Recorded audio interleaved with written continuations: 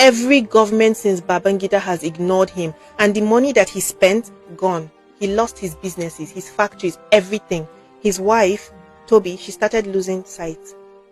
She begged to see a proper doctor, but they couldn't afford it. By the time help came, it was too late. She's now completely blind. Today, Emmanuel Chukwu, he's still alive, but completely broke, living in Lagos, facing eviction. After 30 years of begging government for help, he's still getting nothing. This man could have run. He didn't have to save anybody. He could have saved only his family. But he didn't. He stayed. He saved at least 1,000 people. And Nigeria left him to suffer for it. Please, if this episode moves you, share it. Comment.